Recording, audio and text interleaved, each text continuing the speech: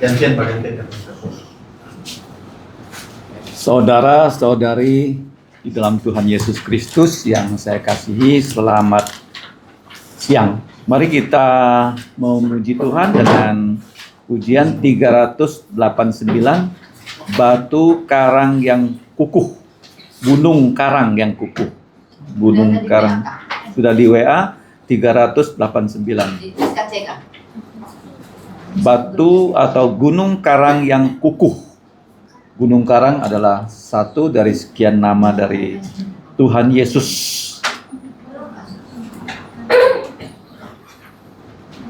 Gimana Pak lagunya? So do mi so mi fa re re mi fa fa na re do si do so la la. Tiada landasan lain.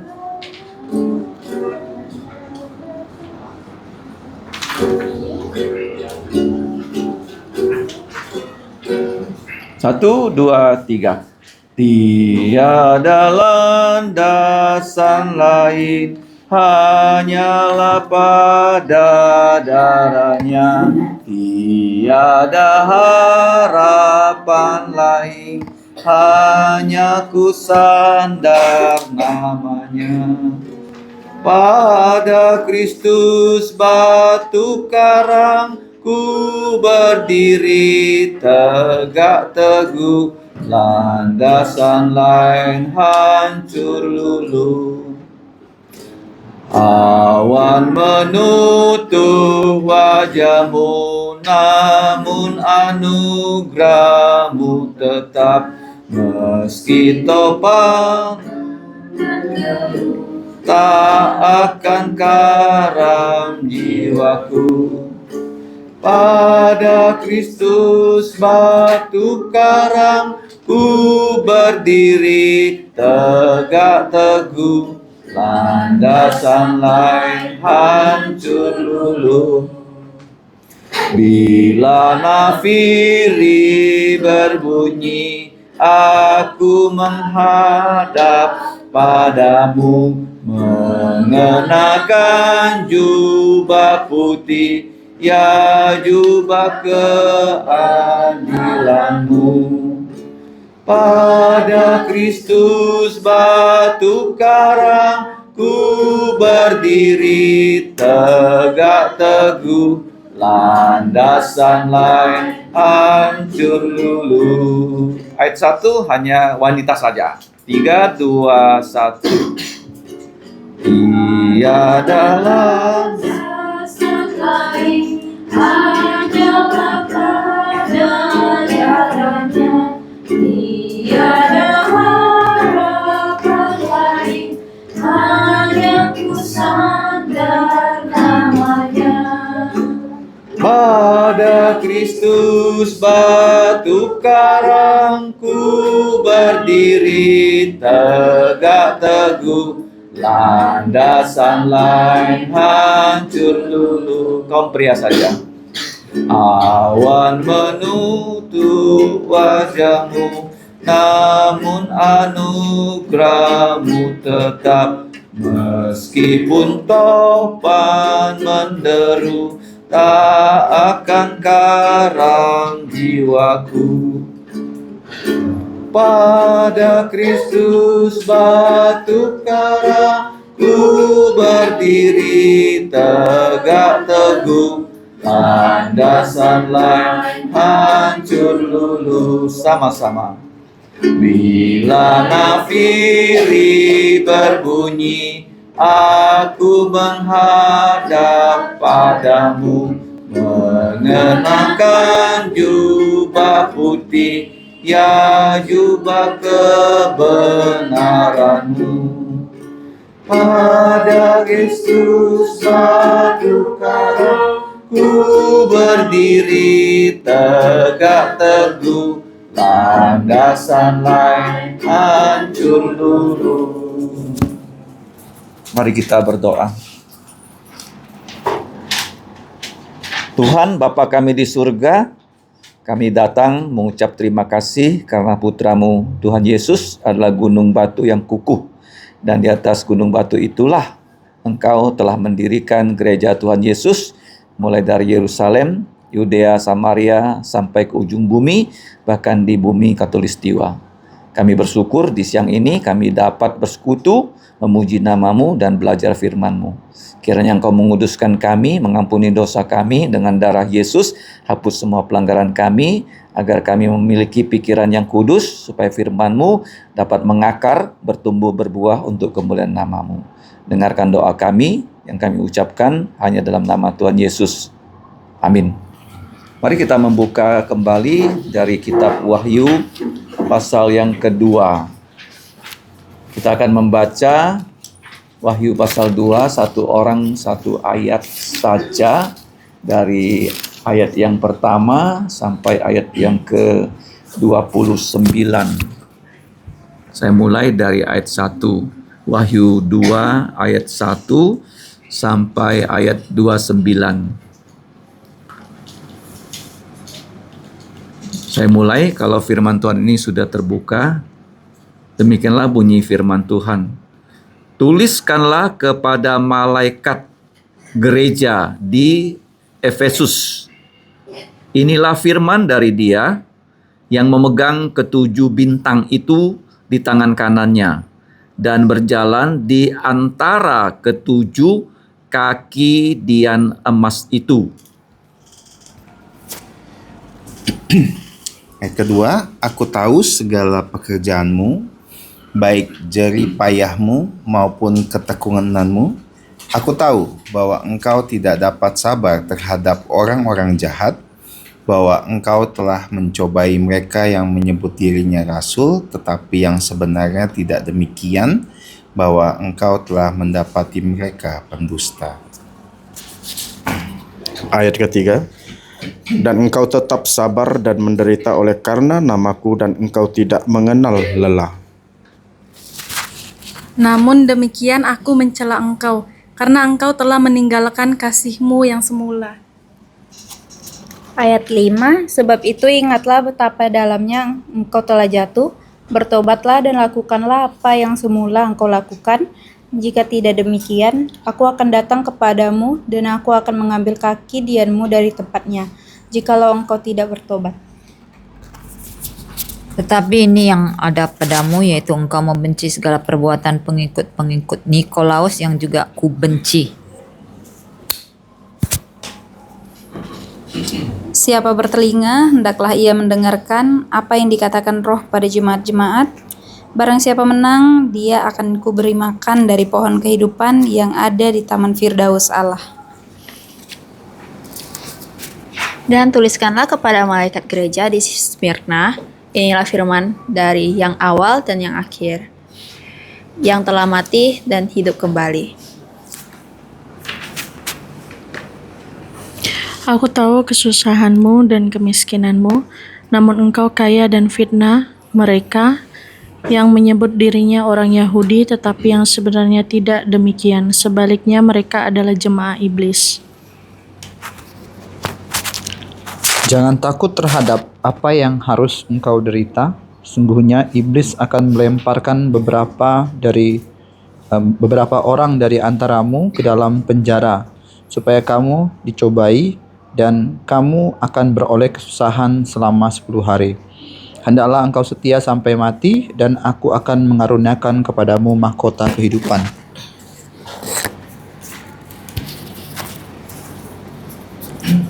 Siapa bertelinga, hendaklah ia mendengarkan apa yang dikatakan Roh kepada jemaat-jemaat. Barang siapa menang, ia tidak akan menderita apa-apa oleh kematian yang kedua. Dan tuliskanlah kepada malaikat gereja di Pergamus, inilah firman Dia yang memakai pedang yang tajam dan bermata dua. Aku tahu di mana engkau diam, yaitu di sana, di tempat tahta iblis, dan engkau berpegang kepada namaku, dan engkau tidak menyangkal imanmu kepadaku, juga tidak pada zaman Antipas, saksiku yang setia kepadaku, yang dibunuh di hadapan kamu, di mana iblis diam. Tetapi Aku mempunyai beberapa keberatan terhadap engkau. Di antaramu ada beberapa orang yang menganut ajaran Bileam yang memberi nasihat kepada Balak untuk menyesatkan orang Israel, supaya mereka makan persembahan berhala dan berbuat zina. Demikian juga ada padamu orang-orang yang berpegang kepada ajaran pengikut Nikolaus.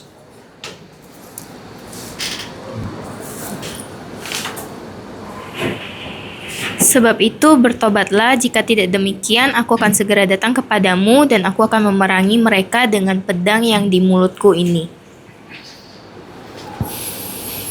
Siapa bertelinga, hendaklah ia mendengarkan apa yang dikatakan Roh kepada gereja-gereja. Barang siapa menang, kepadanya akan kuberikan dari mana yang tersembunyi, dan aku akan mengaruniakan kepadanya batu putih yang di atasnya tertulis nama baru, yang tidak diketahui oleh siapapun selain oleh yang menerimanya.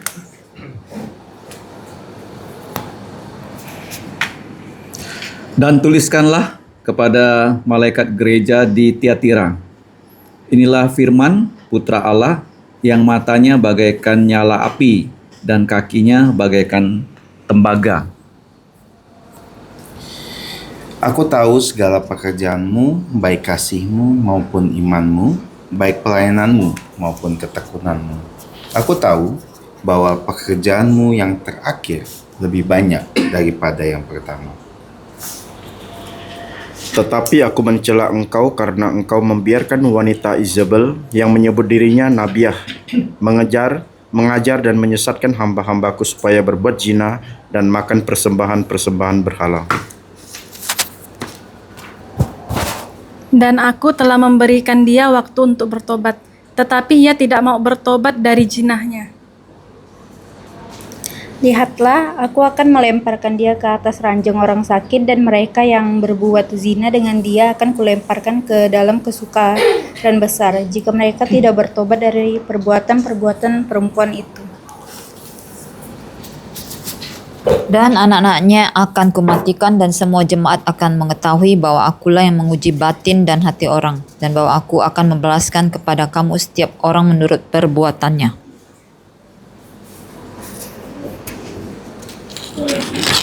Tetapi kepada kamu, yaitu orang-orang lain di Tiatira yang tidak mengikuti ajaran itu dan yang tidak menyelidiki apa yang mereka sebut seluk-beluk iblis, kepada kamu aku berkata, aku tidak mau menanggungkan beban lain kepadamu.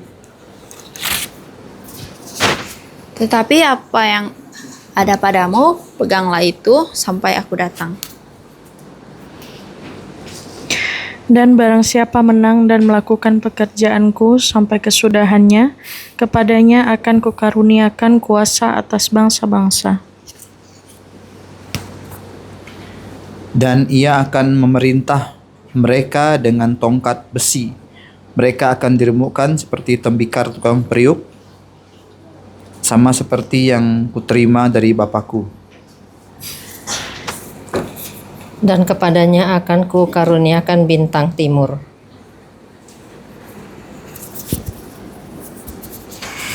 Siapa bertelinga, hendaklah ia mendengarkan apa yang dikatakan Roh kepada gereja-gereja.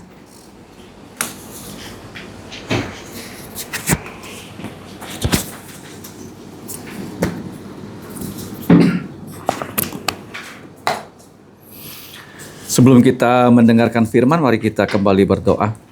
Bapa, kami bersyukur diberi kesempatan untuk membaca kembali Wahyu pasal 2. Kiranya Roh-Mu mengajarkan kami kebenaran firman-Mu supaya nama-Mu dimuliakan. Demikianlah doa kami, ampuni dosa kami dalam nama Tuhan Yesus. Kami berdoa dan bersyukur. Amin. Wahyu pasal 2 dan pasal 3 itu tentang gereja di zaman Rasul Yohanes. Jadi Rasul Yohanes pernah menjadi gembala sidang di kota Efesus. Ya, sudah ditunjukkan peta Efesus, itu kota yang besar di Turki.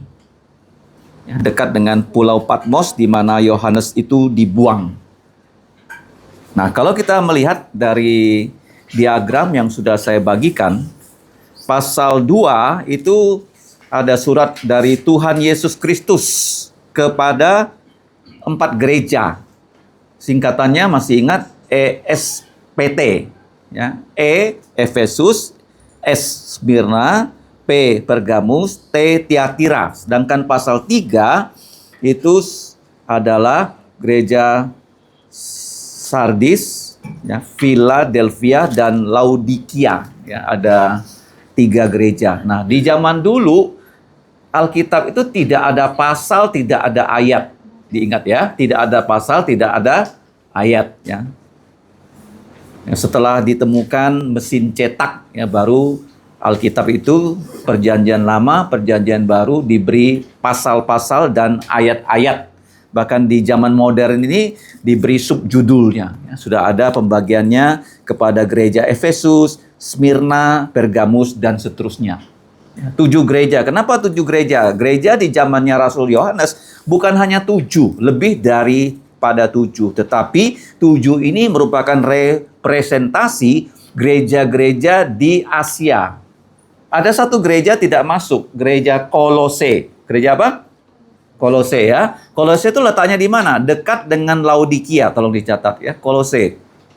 Nah, kenapa gereja Kolose itu tidak disebut? Ya, kemungkinan Kolose, Laodikia itu berdekatan. Jadi kedua gereja ini menerima satu surat, tapi nama kota yang disebut itu gereja Laodikia.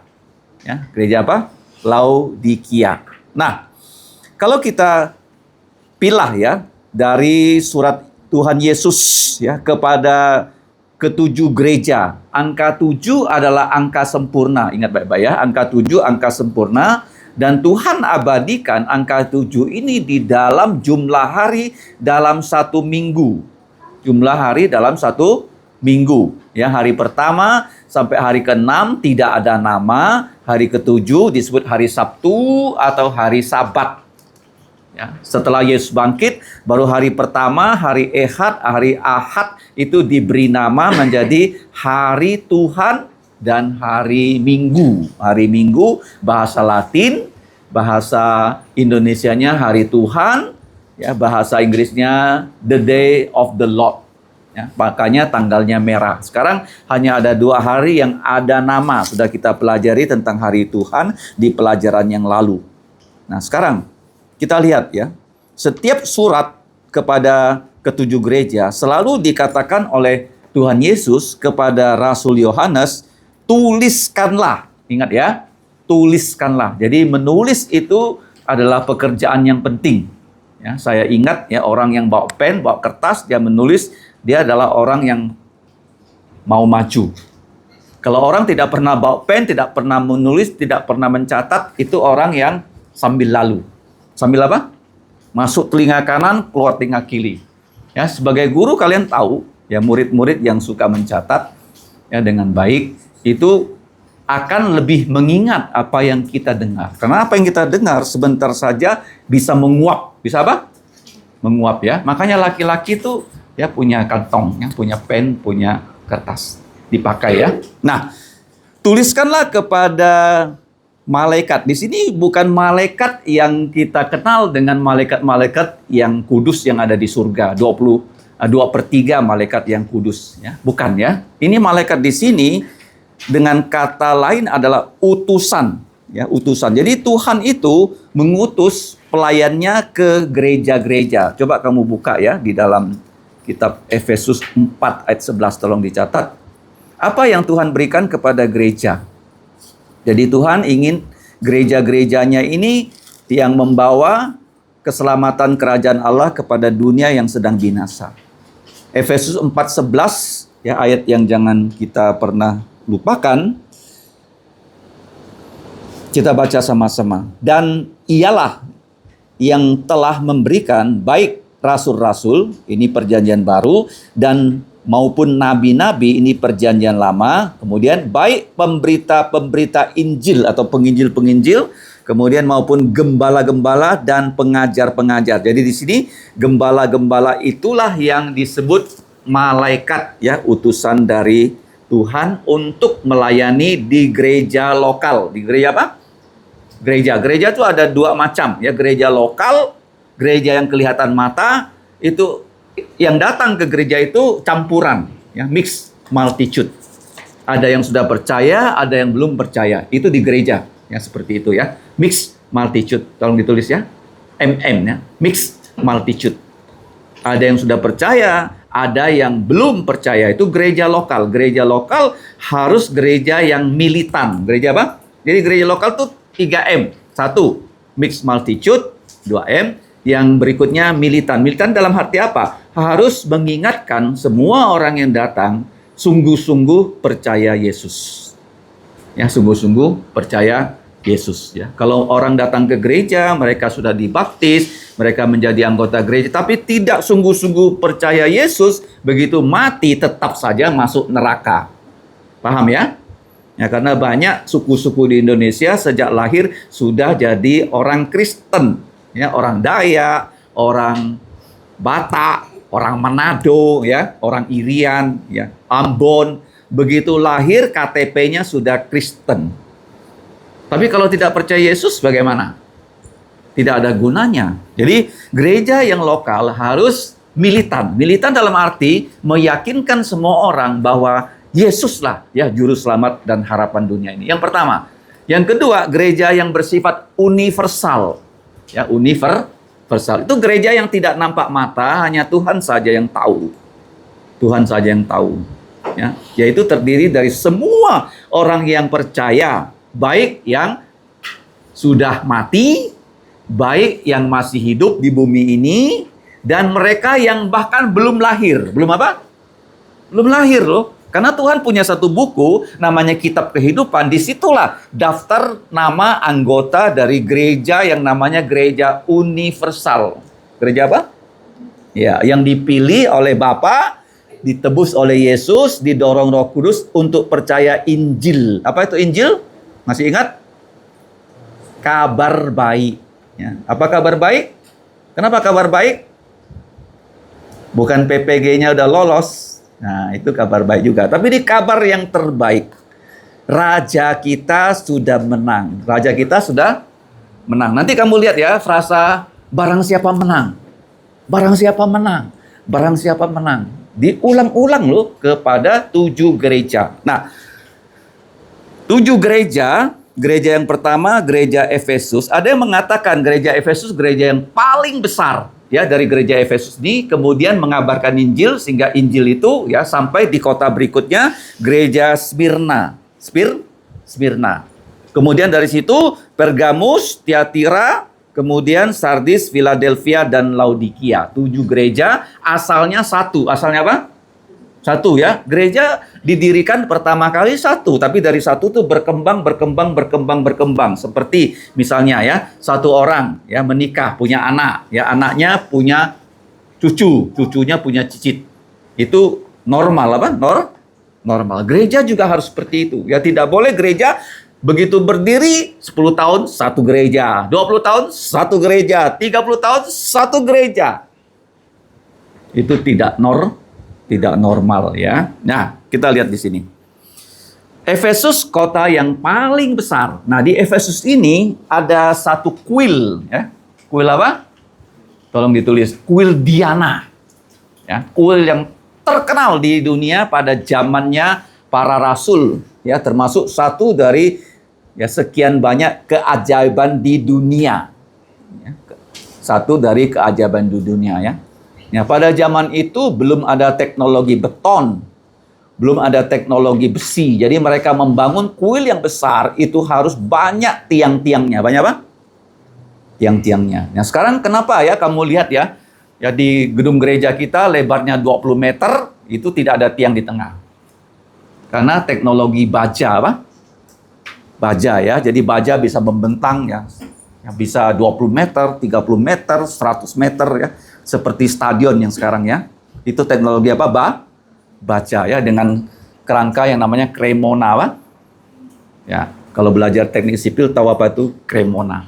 Zaman dulu nggak ada. Jadi mereka kalau membangun kuil yang besar, begitu banyak tiang apa? Oke. Jadi Efesus ini kotanya besar, di situ juga Paulus ya melayani Tuhan. Kalau kau membaca Kisah Para Rasul, dia paling banyak menghabiskan waktu di kota yang bernama Efesus. Ya, selama berapa tahun? 3 tahun ya. Jadi disinilah ya Yohanes pernah menjadi gembala sidang setelah Petrus mati, setelah Paulus mati. Nah, dari cat ini ya, ini penting sekali ya. Ini membantu kita memahami surat Yesus kepada ketujuh gereja yang ada di Asia. Nah, kolom yang pertama itu tentang semua gereja dari Efesus sampai Laodikia. Nah, kolom kedua itu menjelaskan siapa Yesus Kristus. Ini penting ya. Kalau kita percaya Yesus, kita harus tahu siapa Tuhan Yesus Kristus, baik dari Perjanjian Lama, khususnya di 4 kitab Injil.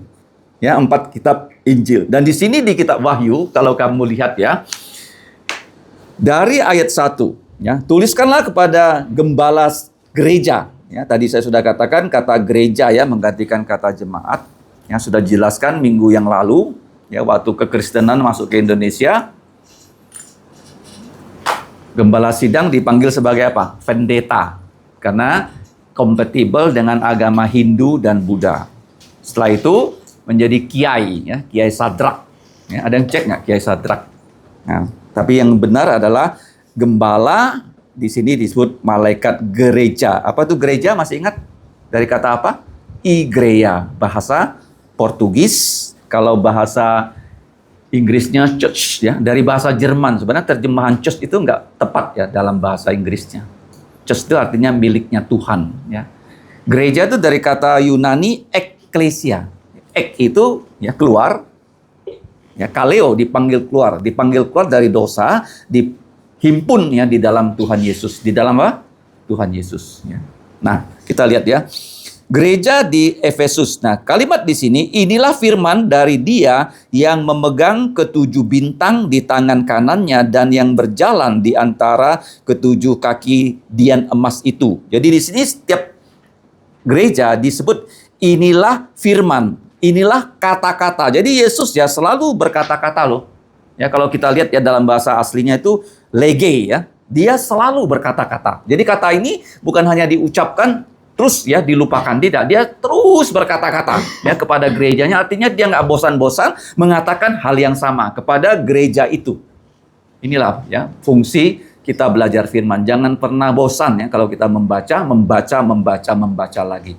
Nah ini setiap ini ya kamu bisa tulis ya, ada satu hal yang belum di sini adalah ini lege ya. Lege ya, lege, L-E-G-E-I, lege. Bahasa Yunani lege artinya dia ya, he is saying. Apa? He is saying. Ya. Kalau bahasa Inggris he saying apa? Itu present continuous tense. Artinya dia terus berkata-kata. Inilah ya kebaikan kalau kita menganalisa dalam bahasa asli. Ya, he is saying, terus Yesus berkata-kata, inilah terus kata-kata Yesus ya yang di sini diuraikan apa? Memegang 7 bintang. Apa itu bintang? Masih ingat pelajaran kita yang lalu? Apa bintang? Ini kan? Bintangnya bukan bintang 5 ya. Kalau bintang 5 itu bintangnya setan gini ya. Ini bintangnya setan ya. Gimana gambarnya bintang 5? Ya segi 5. Gimana gambar? Saya sudah lupa ya. Oh gini ya. Ah, ini bintangnya setan ya. Bintangnya apa? Ini bintang setan loh. Kalau bintangnya Tuhan, bintang apa? Segi berapa? Bintang Daud ya. Bintang apa? Nah, Daud ya. Jangan suka kalau diberi bintang yang gini. Ya, bintangnya Daud. Ya, kenapa bintang ini nggak digunakan banyak? Karena banyak orang benci Israel. Kalau kita tempel di mobil, mungkin orang bisa lempari batu. Karena mereka suka bendera Palestina. Oke, nah, bintangnya bintang ini ya, bintang Daud. Segi berapa? Segi 6. Nah, kenapa bintang? Apa lambang dari bintang? Gembalanya apa? Paham ya? Jadi ini kaki dian emas ada 7 ya. Jadi pas di sini 7 ya. Efesus, ya Smyrna, Pergamus, ya Tiatira, Sardis, Philadelphia, Laodikia. Di sini ada bintang-bintangnya, ada gembala-gembala sidangnya. Nah, ya. Jadi dikatakan Yesus apa yang Tuhan Yesus perbuat di sini? Dia memegang ketujuh gembala sidang ada di tangan kanannya. Kamu lihat tangan apa? Kenapa tangan kanan? Special attention apa? Dia tidak pegang dengan tangan kiri, tapi tangan apa? tangan kanan. Artinya Tuhan Yesus itu dia yang mendirikan gereja, dia yang mengutus gembala, yang mengutus pelayan dalam gereja, dia terus ya yang mengontrol ya pelayan-pelayan di dalam gereja. Jadi gereja itu ya setiap kita harus serupa dengan Yesus, gembalanya seperti Yesus, anggota gereja seperti Yesus, maka gerejanya dikatakan gereja-gereja yang baik. Nah, kemudian siapa Yesus? Dan yang selalu berjalan, ya, ini juga present tense ya, selalu berjalan di antara ini ya, ini. Dari gereja Efesus, Sardis, Pergamus, Tiatira, ya, Smyrna, Pergamus, Tiatira, Sardis, Philadelphia, Laodikia, dia terus berjalan. Nah, kenapa orang berjalan? Kenapa guru waktu muridnya ujian dia berjalan-jalan dari satu tempat ke tempat lain? Kenapa berjalan? Miss Elvia. Waktu muridnya ulangan, kenapa gurunya berjalan-jalan? Mengawasi, betul ya. Yesus mengawasi ya gereja-gereja. Nah, kenapa dia mengawasi gereja? Kamu tahu nggak? Gereja itu didirikan dengan darahnya Yesus. Tolong ditulis ya. Dengan darahnya Yesus. Yesus tuh mati mengalirkan darah, dengan darahnya dia membeli ya orang-orang berdosa, jadi barang ya yang paling berharga di matanya Yesus adalah yang namanya gereja. Ya, gereja ya. Paham ya? Jadi dia mengawasi ya gereja-gereja, 7 gereja. Jadi kamu jangan bilang ya, gereja itu bosnya gembala sidangnya. Bukan. Ya, gembala sidang hanyalah utusan dari Yesus. Ingat ya, bos dari semua gereja adalah Tuhan Yesus Kristus. Nah, kemudian kamu lihat ya, yang berjalan di antara 7 kaki ya. Dia itu bahasa lama, lampu ya. Lampu ini yang disebut dengan menorah ya, menorah itu terbuat dari emas. Ya, masih ingat di mana letak lampu ini? Kalau bait Allahnya ya, ruang kudusnya seperti ini, lampunya ada di mana? Sebelah kiri. Sebelah apa? Kiri. Di sini ada meja pembakaran kemenyan atau ukupan. Di sini ada meja roti. Lampunya ada di sini. Lampu ini selalu menyala, tidak pernah padam. Ya, tidak pernah padam. Ya, melambangkan 7 gereja. Nah, selanjutnya kita lihat ya. Setiap gereja pasti ya dikatakan aku ya menuliskan kepada kalian. Inilah kata-kataku yang terus aku katakan, dan siapa aku ya, disebutkan dirinya siapa? Tuhan Yesus Kristus. Yang kedua, kamu lihat ya, kolom ketiga itu apa? Pujian. Ya. Yesus itu kalau dia datang mengawasi gereja, dia memberikan penilaiannya yang objektif. Gereja Efesus dikatakan, coba kita baca, aku tahu. Ya, kamu garis bawahi kata aku tahu. Nah, Yesus tuh sebenarnya dia nggak perlu jalan-jalan untuk tahu ya, dia maha tahu ya. Tapi dia berkata seperti ya metamorfosa, antromorfoisme ya. Seperti kata-kata yang bisa kita pahami. Dia berjalan untuk mengetahui, tapi aku tahu segala, di sini kamu lihat, aku tahu. Kata aku tahu ini diulang-ulang ya. Aku tahu. Ayat 2, aku tahu. Ayat 9, aku tahu. Oke, jadi di sini, aku tahu di sini mengingatkan kita sifat Allah yang maha tahu. Nah, aku tahu semua pekerjaanmu. Nah, kata pekerjaan di sini, kenapa dilanjut dengan jerih payah? Apa bedanya pekerjaan dengan jerih payah? Kalau pekerjaan di sini dari bahasa aslinya itu seperti ergon, energi. Aku tahu energi kamu. Ya. Kamu punya energi ya, tapi di sini energi itu tidak cukup kalau tidak digunakan. Makanya digunakan, aku tahu energimu, aku tahu jerih payahmu. Nah, kata jerih payah itu dari bahasa asli yang ya kita kenal dalam bahasa Yunani adalah kopos. Ya, bekerja sampai capek. Bekerja sampai apa? Ada orang ya, dia sangat malas ya. Bergerak pun dari kursinya nggak mau. Misalnya dia mau minum. Oke? Dia nggak mau ngambil minum, dia suruh, dia tolonglah ambil minum. Padahal minumnya di depan dia. Kira-kira malas nggak orang itu? Sangat-sangat apa? Malas. Saya namakan orang seperti itu apa? Orang toksik apa? Ya, toksik. Ya, toksik. Nah, orang punya energi tapi nggak mau dipakai. Ya, dia ini ya, gereja Efesus punya energi dipakai habis-habisan, ya, habis-habisan. Aku tahu energimu, aku tahu pekerjaanmu. Bahkan di sini dikatakan, aku tahu ketekunan. Kata di ketekunan di sini dari bahasa asli itu adalah hupomone. Artinya begini, kita bekerja itu tidaklah gampang, susah. Tapi dengan susah itu kita tidak menyerah. Tidak apa? Menyerah. Ya, seperti kalian yang rekam sekali, gagal, rekam lagi enggak? Lanjut sampai selesai dan berhasil. Ya, itulah ya, hupomone. Apa hupomone? Seperti karbon ditekan tapi tidak pecah. Adalah intan. Tapi kalau orang ya gampang menyerah, maka dia akan akhirnya apa? Menyesal. Menyesal. Ya, kenapa dulu ya aku tidak berjuang ya sekuat tenaga ya waktu aku masih ada di tempat itu.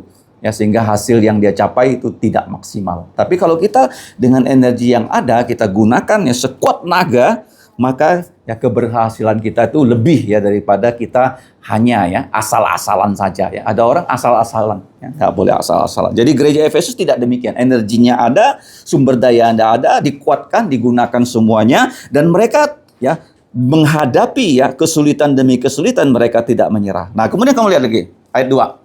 Aku tahu, ya. Yesus itu maha tahu, maha hadir, maha kuasa, bahwa engkau tidak dapat sabar terhadap orang-orang jahat, bahwa engkau telah menguji mereka yang menyebut dirinya rasul. Apa tuh rasul ya? Bahasa aslinya tolong ditulis, rasul itu apostle, utusan dengan misi. Ya, kalau berbicara tentang rasul di dalam Alkitab hanya ada 12 orang. 12 orang ya. Rasul siapa? Rasul itu harus ya Rasul Yesus Kristus. Tolong ditulis. Tidak ada yang lain. Rasul Yesus Kristus. Itu hanya untuk 12 orang. Kemudian ada Paulus yang terakhir.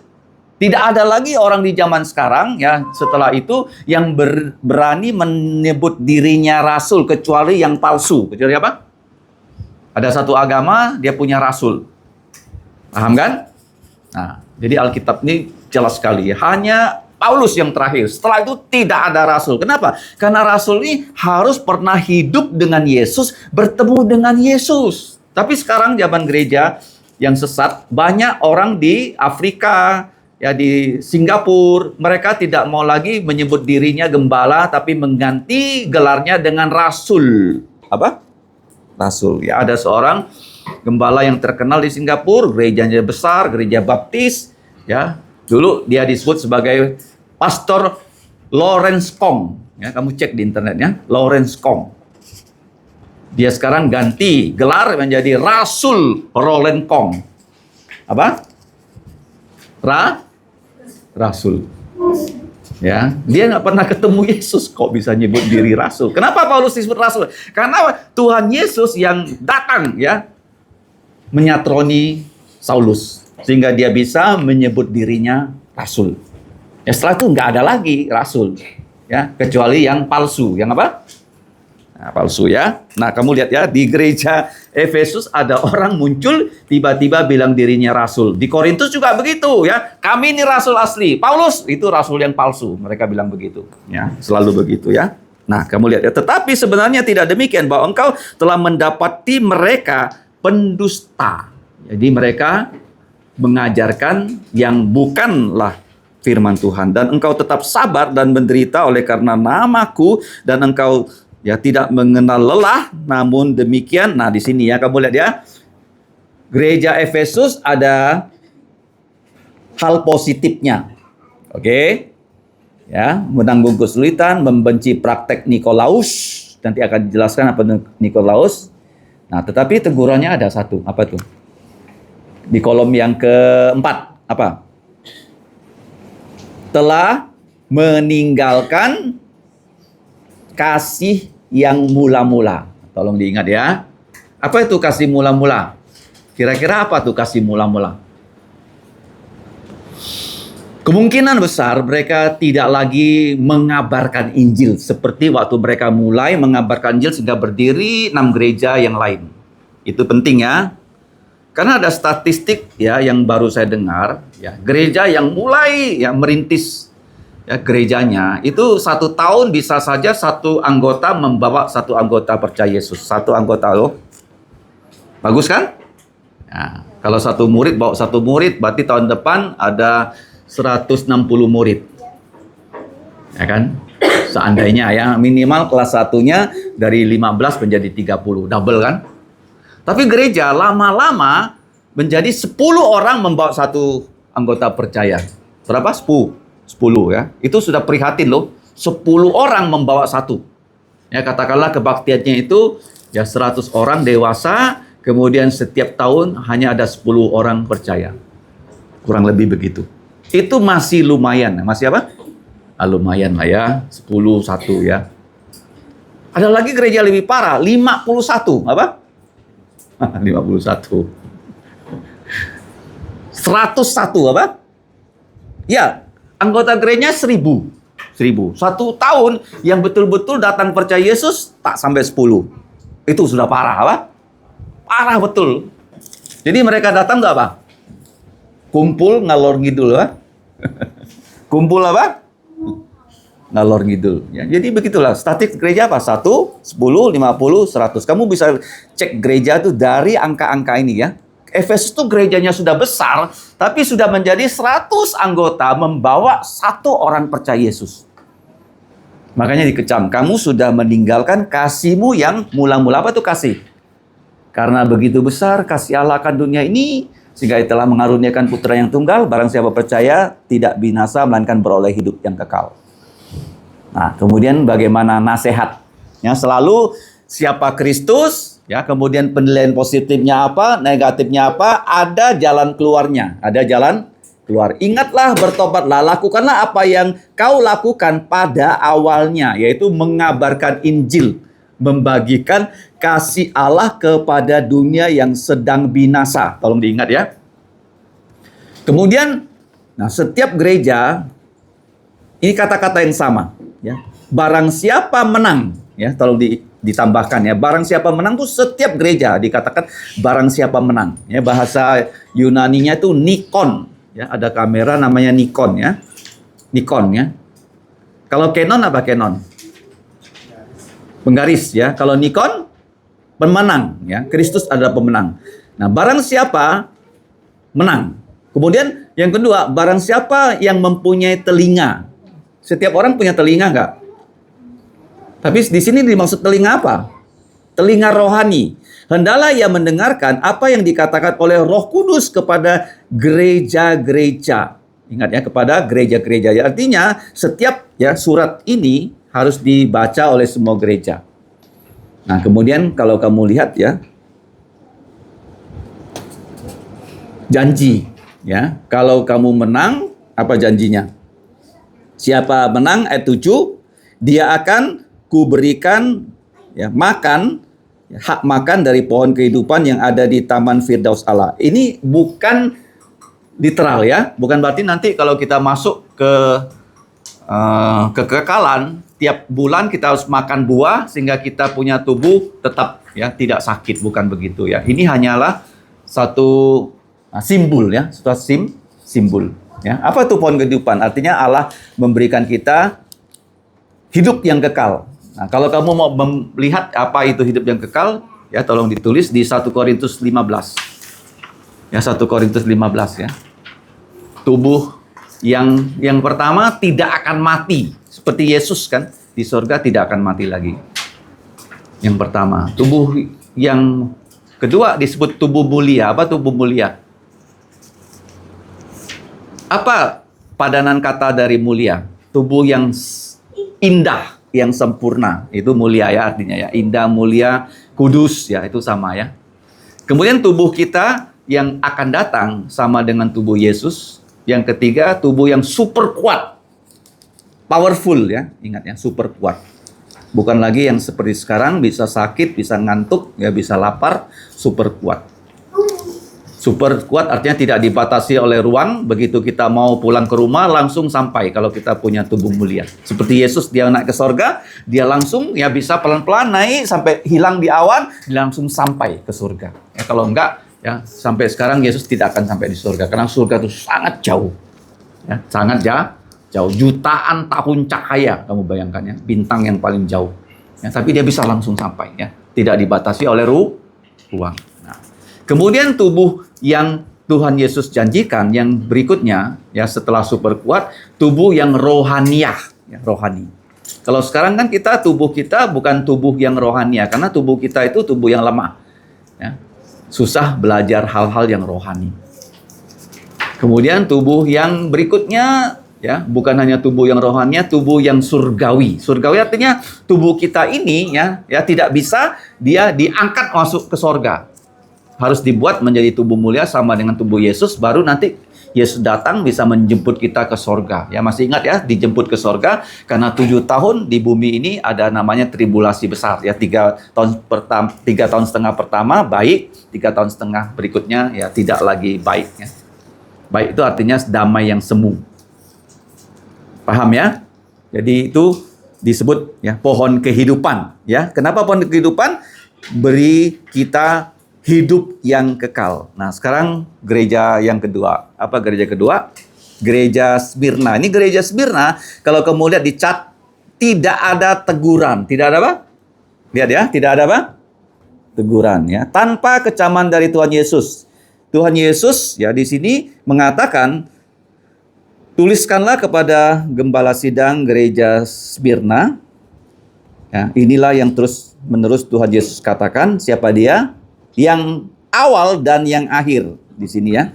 Bukan berarti dia yang awal dan yang akhir, di tengah-tengah dia nggak ikut, bukannya. Dia dari awal sampai akhir. Ya, tolong diingat ya, dari awal sampai akhir. Artinya dia tidak pernah meninggalkan kita. Ya, jangan bilang oh Tuhan Yesus aja awal ya. Seperti orang apa tuh awal? Bos biasanya awal dan akhir. Kenapa bos awal akhir? Datang gunting pita.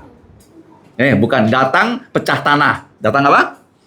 Tahu kan proyek ini kan belum dimulai kan, dia bos datang, nah, dia pecah tanah, ya pakai eskavator dipencet, ya. Presiden bisa begitu kan? Setelah itu apa? Datang lagi apa? Peresmian. Yang lain-lain dia nggak mau tahu. Nah, kalian kerjalah. Enggak, Tuhan Yesus nggak seperti itu. Ya, bukan dia datang pecah tanah, terus setelah itu gunting pita, bukan. Tuhan Yesus datang dan dia terus ya bersama-sama dengan kita. Yang awal dan yang akhir di sini, dari awal sampai akhir, yang telah mati dan bahkan hidup kembali. Kamu lihat ya, gelarnya ya, yang Alfa dan Omega. Alfa itu huruf pertama dari abjad Yunani, ingat ya. Omega itu huruf yang terakhir. Jadi huruf-huruf Yunani ada berapa abjad? Kalau huruf-huruf Latin berapa abjad? Latin berapa? A sampai Z 26. Kalau Yunani 24 ya, 24. Nah, 24 abjad ya, dari Alfa sampai Omega. Oke.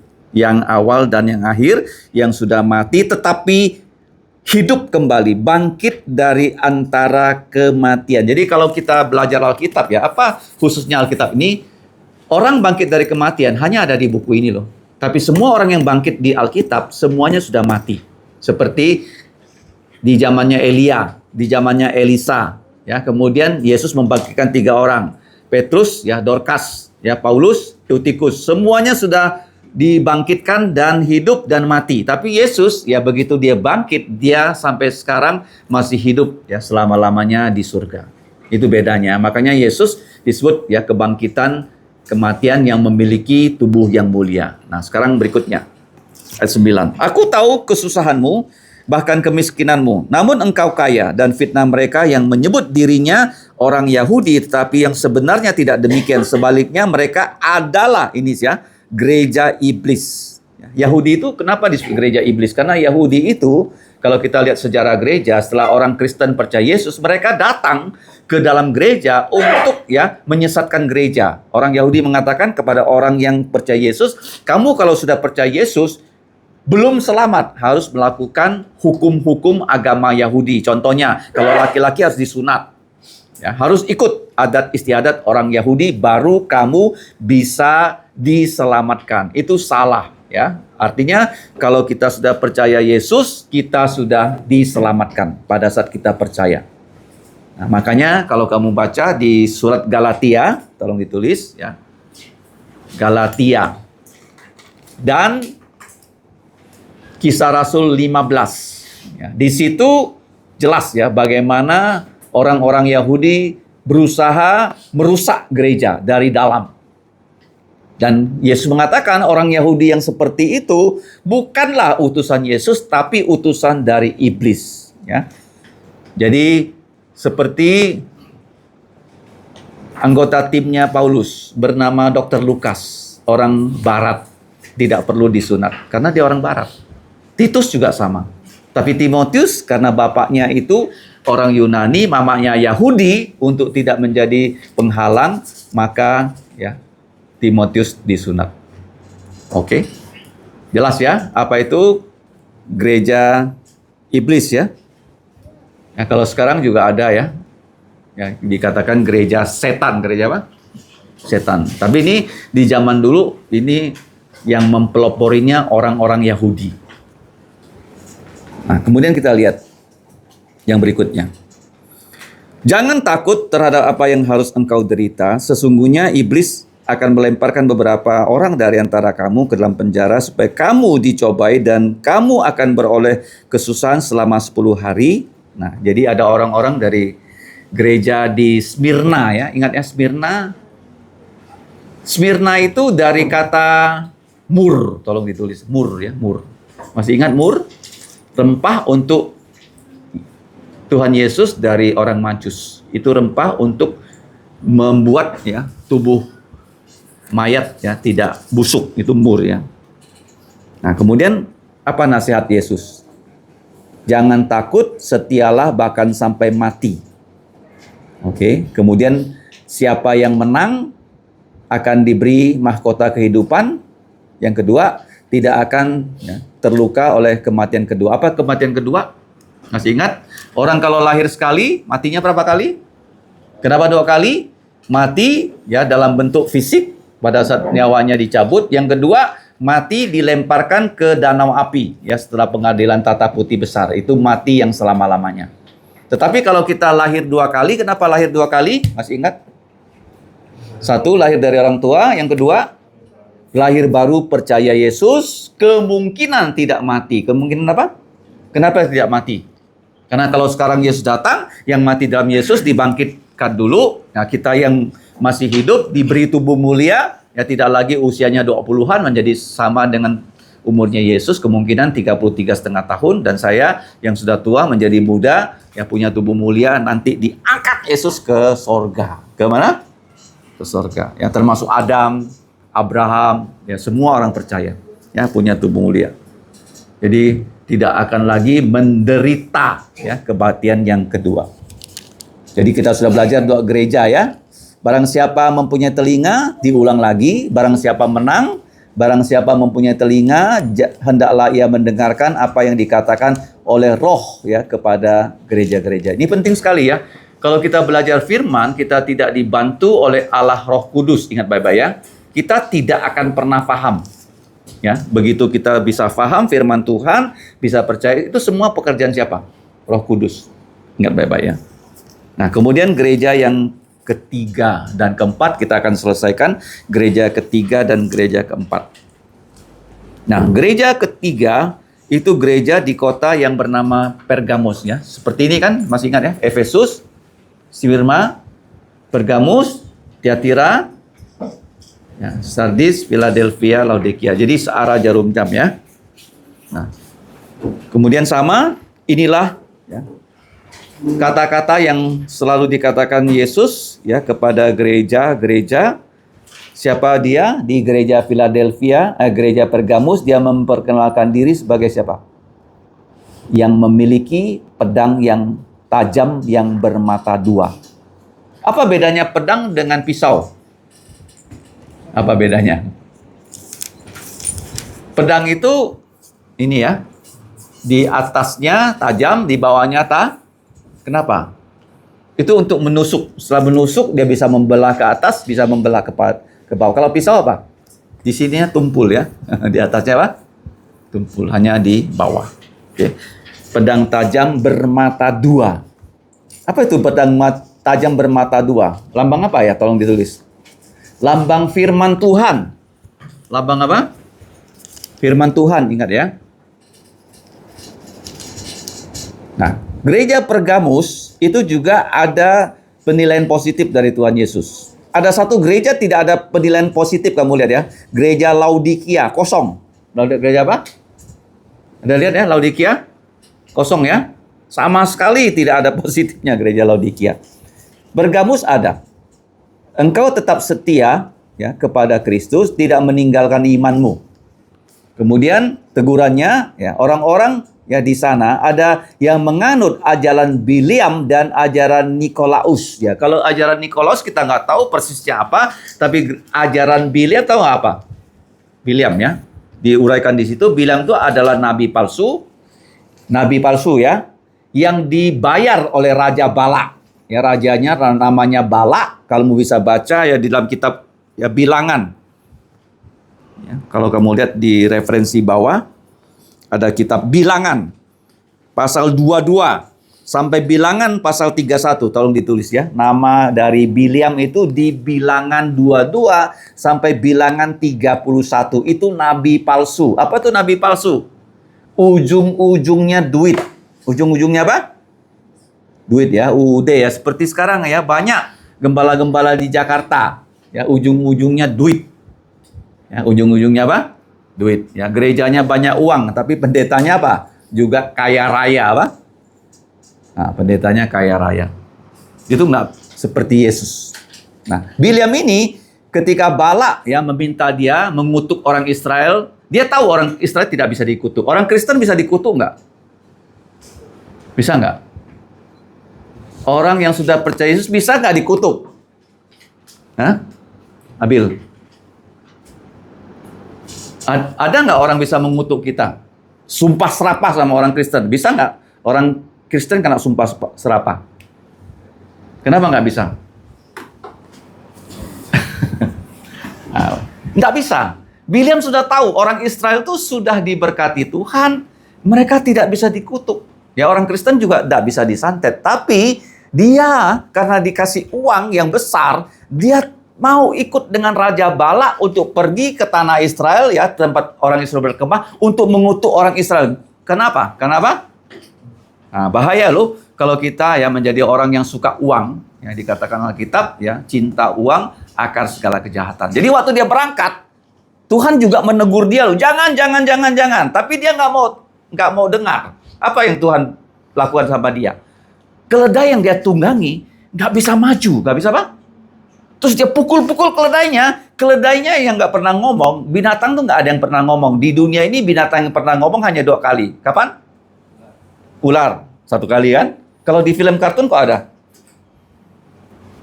Nah, itu bohong. Hanya 2 kali. Keledainya ngomong sama dia, noleh ke belakang begini. Kok kamu pukul aku? Aku kan setia sama kamu, selalu melayani kamu. Kok sekarang pukul-pukul aku?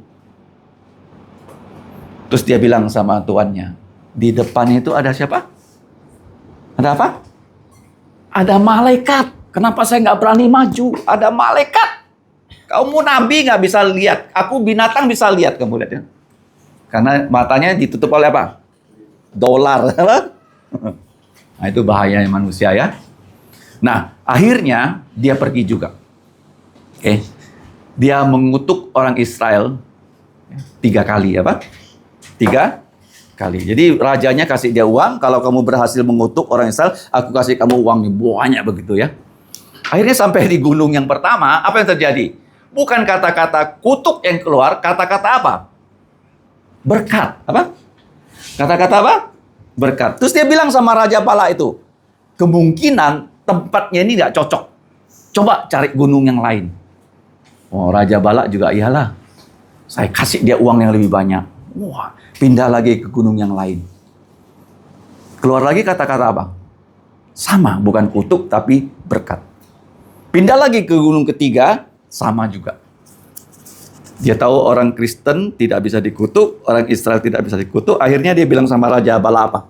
Bagaimana supaya orang Israel bisa celaka? Gampang, dia bilang. Kamu pilih di antara rakyat kamu perempuan-perempuan yang paling cantik. Kirim kepada orang Israel. Nah, ajak laki-laki Israel di sana ya berzina, menyembah berhala. Nanti Tuhan yang akan menghukum mereka. Itu yang terjadi loh. Ya, makanya apa ajaran Biliam? Ya, rusaklah gereja dengan ya, wanita-wanita yang tidak bermoral. Ya, itu ajaran Biliam ya. Kenapa zaman dulu orang menyembah berhala? Karena menyembah berhala termasuk di dalamnya adalah ya, perbuatan tidak senonoh. Ya, jadi kamu lihat di sini ya, ajaran Nikolaus tuh kemungkinan juga sama dengan itu. Nah, apa teguran Tuhan? Coba baca di situ. Di kolom yang ke-5. Menyesallah dan bertobatlah. Karena di gereja Pergamus ada yang menganut ajaran Biliam dan ajaran Nikolaus. Kemudian sama, barang siapa menang akan menerima mana tersembunyi dan batu putih dengan nama baru di atasnya. Jadi kenapa di sini tolong digarisbawahi nama baru ya? Karena setiap kita punya nama kita tuh diberikan oleh orang tua kita.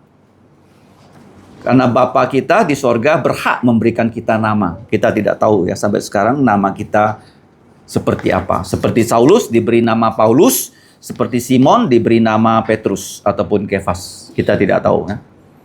Kemudian sama juga barang siapa mempunyai telinga hendaklah ia mendengarkan apa yang dikatakan oleh Roh kepada gereja-gereja. Nah, kemudian saya mau garis bawah ini di Pergamus ya. Pergamus ini ada di ayat yang ke-13, satu hal yang sangat khusus. Apa itu? Ayat 13. Aku tahu di mana engkau diam, yaitu di sana, di sini. Coba baca apa? Di tempat, apa itu? Tahta iblis. Tahta, tolong digaris bawahi ya, tahta iblis ya. Nah, tahta iblis ini betul-betul secara fisik ada di kota Pergamus, ya, the throne of Satan. Ya, tolong ditulis Inggrisnya apa? The throne of Satan. Nah, ini betul-betul ada bentuk fisiknya, tahta setan loh, ada loh. Ya. Nah, tetapi pada zaman Perang Dunia Kedua, Hitler itu untuk memenangkan perang, dia memindahkan tahta setan yang ada di Pergamus ini ke Berlin. Kemana? Nah, Berlin ya. Sayang waktu saya ke Berlin saya belum sempat melihatnya. Tapi kalau kamu cek di internet, tahta setan ini ada di mana sekarang? Ada di kota Berlin ya. Betul-betul ada ya kata setan ini.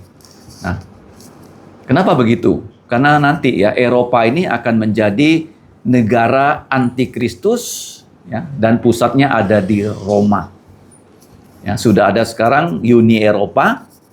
Dan sekarang Uni Eropa ya, didesak-desak supaya memiliki tentara-tentara tersendiri, tidak seperti dibantu oleh NATO Amerika. Jadi akan menjadi kekuatan yang besar, dan pembentukannya sejak tahun 70-an, 50 tahun yang lalu ya, 70-an. Ya, sekarang sudah ada betul-betul Uni Eropa, ya, kemudian uangnya adalah uang euro. Ya, nanti kenapa ada ya Uni Eropa akan menggenapi kitab Wahyu, yaitu Roma yang bangkit. Oke. Gereja Pergamus. Nah, sekarang yang terakhir ya, gereja Tiatira ya. Tiatira itu seperti mahkota, tolong diingat ya. Tiatira itu punya arti ya, seperti mahkota. Dan tuliskanlah kepada gembala gereja di Tiatira, inilah firman Putra Allah yang, nah kamu lihat urainya apa kalau Tiatira?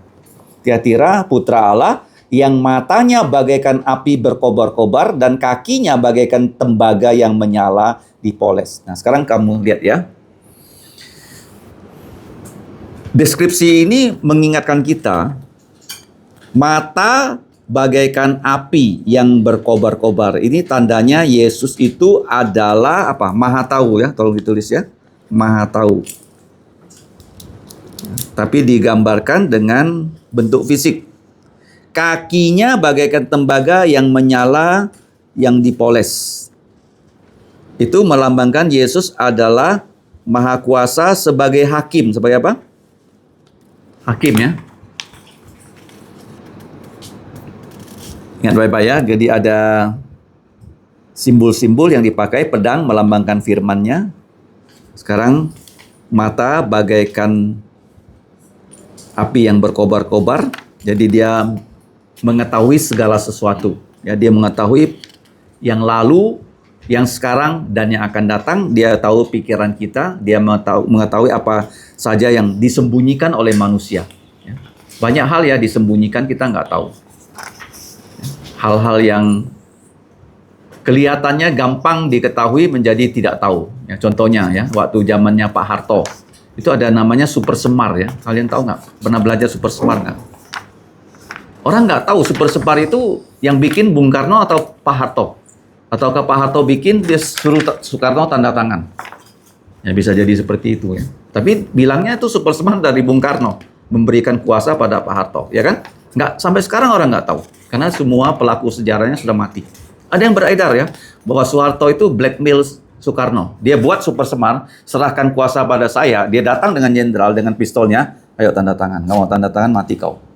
Nah, super semar. Seolah-olah Soekarno yang dengan rela serahkan kuasa pada Soeharto. Itu cerita dari super semar. Karena dia bawa banyak jenderal. Sekarang, ijazahnya Pak Jokowi asli atau palsu? Bingung kan orang kan? Nah, bingung kan? Asli atau palsu? Ya.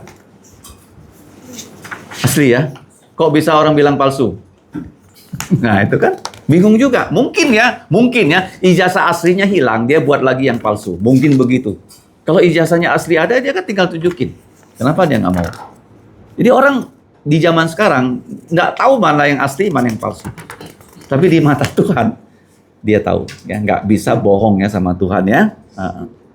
Jadi semua akan dibongkar nanti ya. Ya, pada saat kita bertemu Yesus, kita bisa tanya dia, ijazah Pak Jokowi itu palsu atau asli ya? Ingat ya. Nah, kamu lihat yang berikutnya.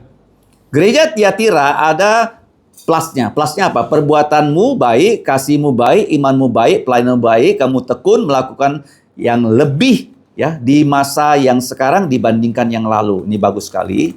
Nah, kemudian apa? Nah, tegurannya. Mentoleransi Izebel. Siapa Izebel? Istri Raja Ahab, ya, yang mengajak Ahab menyembah berhala, yang membuat orang Israel ya menjadi penyembah berhala. Objeknya itu ya, mereka menamakan, kamu tahu nggak ya, penyembahan Baal, Baal sebagai Yehova. Ini terjadi dalam gereja di zaman sekarang loh. Gereja-gereja sekarang ya menyembahnya Yesus, tapi tidak sesuai dengan ajarannya Yesus. Itu bahayanya sekarang ya. Ya memang, coba kamu baca dalam kitab Matius 7 ya. Ini bukan terjadi di luar gereja, bukan terjadi di kuil, bukan terjadi di tempat ya ibadahnya agama-agama lain, tapi terjadi di dalam gereja. Matius 7 ya, ayat 21 sampai 23. Itu berbicara tentang apa yang terjadi di gereja karena Isabel ini ya membawa penyembahan berhala ke negara Israel. Dan sekarang juga ya penyembahan berhala dibawa masuk ke dalam gereja. Mari kita baca sama-sama. 21 sampai 23. Bukan setiap orang yang berseru kepadaku Tuhan Yesus kan, akan masuk ke dalam kerajaan sorga, melainkan dia yang melakukan kehendak Bapakku yang di sorga. Pada hari terakhir, banyak orang akan berseru kepadaku, apa? Tuhan Yesus, bukankah kami bernubuat demi namamu Tuhan Yesus dan mengusir setan demi namamu siapa? Tuhan Yesus, dan mengadakan banyak mujizat demi namamu Tuhan Yesus? Dan pada waktu itulah aku akan berterus terang kepada mereka dan berkata, aku tidak pernah mengenal kamu, enyahlah dariku kamu semua pembuat kejahatan. Ya, di Singapura ada gereja yang bernama City Harvest. Gereja apa? Ya, gembala sidangnya mengambil uang gereja, tidak sedikit loh, bermiliar-miliar, untuk mempromosikan istrinya menjadi penyanyi rock. Penyanyi apa? Penyanyi apa? Rock loh. Dia adalah kawan baik dari pendeta Niko. Pendeta itu namanya Kong Hee ya. Kamu tahu nggak anggota yang ikut dia? Puluhan ribu apa? Puluhan ribu. Akhirnya diputuskan oleh pengadilan dia korupsi, dipenjara, keluar dari penjara sama jadi pendeta.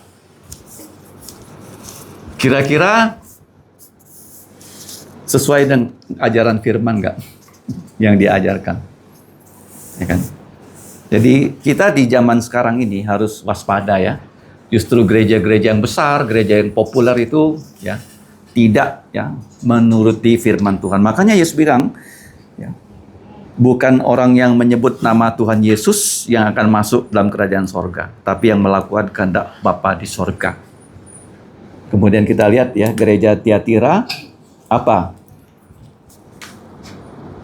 Tegurannya, bertobatlah. Ya, pertahankanlah apa yang gereja miliki, sama dengan di atas. Kalau kamu menang, kamu akan memiliki kuasa atas bangsa-bangsa, bahkan akan diberi bintang timur. Bintang timur ini nama lain dari apa? Matahari. Ya, kecemerlangan.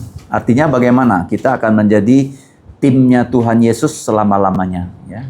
Karena gelar dari Yesus juga bintang timur. Kemudian, ya, barang siapa mempunyai telinga, hendaklah ia mendengarkan apa yang dikatakan oleh Roh kepada gereja-gereja. Ya, jadi kita sudah belajar gereja Efesus, Mirna, Pergamus, Tiatira. Siapakah Kristus? Apa penilaian positifnya? Tegurannya apa? Nasihatnya apa? Kemudian janjinya apa? Ya, hanya satu gereja yang tidak ada teguran sama sekali. Gereja apa?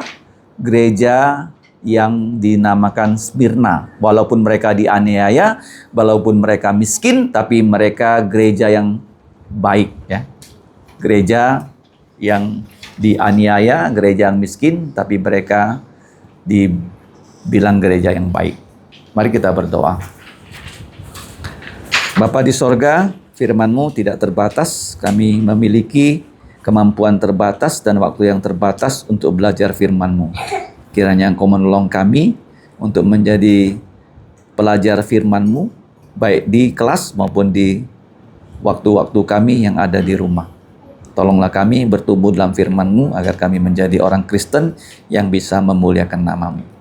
Ampunilah dosa kami, dengarkan doa kami dalam nama Tuhan Yesus. Kami berdoa dan bersyukur. Amin. Selanjutnya kalau ada pokok doa yang mau kita doakan bersama, silakan disampaikan.